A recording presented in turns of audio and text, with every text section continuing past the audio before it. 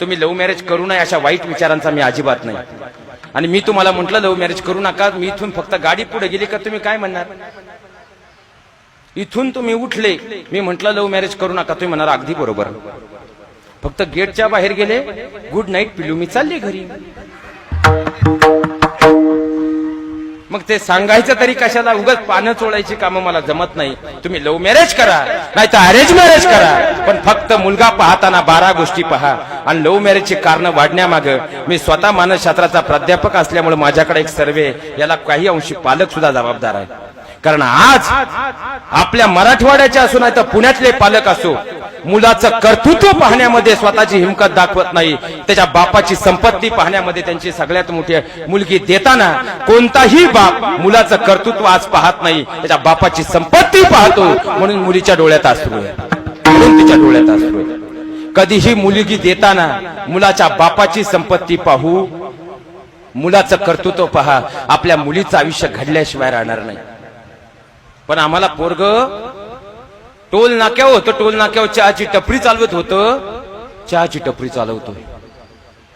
येवले सुद्धा चहाची टपरी चालवत होते, पण आज येवलेंची सून व्हायला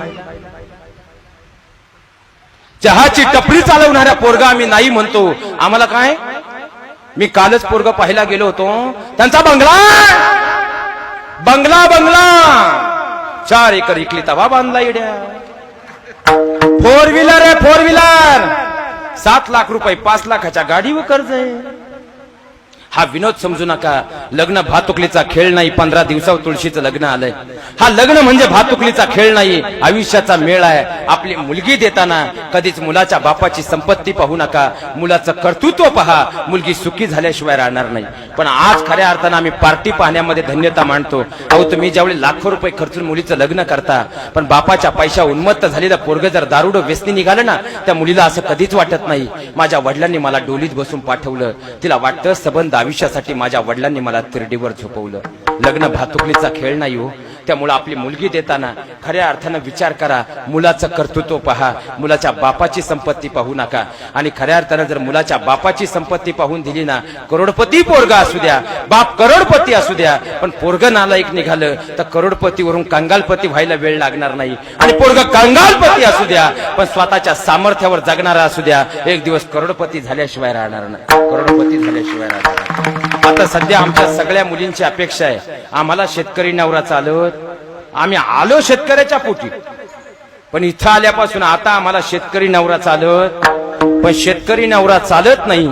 पण कितीही मोठी नोकरी असू द्या, 7-12 असल्याशिवाय आम्ही पोर देत, 7-12 असल्याशिवाय आम्ही पोर। मग 7-12 काय लागत तुम्हाला? कारण तुम्हालाही माहिती उद्या नोकरी गेली, कमीत कमी ती काळी आई त्याला उपाशी मारणार नाही। मी एक मुलाच्या नात्याने विनंती करतो, जर काळी आई त्याला उपाशी मारणार नाही तर काळ्या आईची सेवा करणारं माझं शेतकऱ्याचं पोरग त्या पोरीला उपाशी मारेल का? मारेल का? खऱ्या अर्थानं हात जोडून एक विनंती करतो, अहो जी मुलगी बापाच्या इथं तिला आयुष्यभर कधी दुधाचा चहा मिळाला नाही, ती सुद्धा म्हणती माझा नवरा करोडपती, करोडपती। नवरा करोडपती नक्की करा, पण तो पैशानं करोडपती कधी करू नका, तो ज्ञानानं करोडपती करा। एक दिवस तो अब्जाधीश झाल्याशिवाय राहणार नाही, अब्जाधीश झाल्याशिवाय राहणार नाही। आणि प्रत्येक माझ्या बहिणीला विनंती आहे, लग्न करताना आजपासून यांचं ऐकू नका, मी सांगतो या भावाचं तेवढं ऐकून जा। मुलगा पाहताना पहिल्यांदा 10 गोष्टी पहा। पहिली गोष्ट, त्यानं जग नाही जिंकलं तरी चालेल, तो तुमचं मन जिंकणारा असावा। दुसरी गोष्ट, 36 गुणांचा विचार नंतर करा, पहिली त्याची मोठ्या हॉस्पिटलमध्ये नेऊन HIV ची टेस्ट करून आणा। तिसरी महत्वाची गोष्ट, तो खऱ्या अर्थानं केस त्याला काळे असले, केस लाल असले तरी चालेल, पण हुंड्यासाठी जाळून पडून लाल करून तो मारणारा नसावा।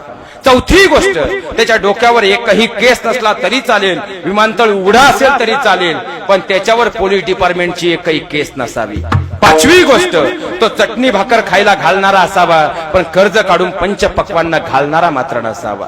6वी गोष्ट, खऱ्या अर्थानं त्याच्या जीव तो लेझिम खेळण्यात तरबेज असावा, पण संध्याकाळी 11च्या पुढे लेझिम खेळत घरी येणारा मात्र नसावा. 8वी गोष्ट, तो शिवरायांसारखा लढवय्या असावा, पण आचाट विचाट पांचाट रोगानं दगावणारा नसावा. 10वी गोष्ट, तो अण्णाभाऊ साठेंसारखा पोवाडा गाणारा असावा, पण घरात बसून आचाट विचाट शिव्या देणारा नसावा. 11वी गोष्ट, खऱ्या अर्थानं तो संभाजी राजांसारखा वाघाला पाडणारा असावा, गुटख्याच्या पुढ्या गावातल्या चौकात बसून तराटर फाडणारा नसावा.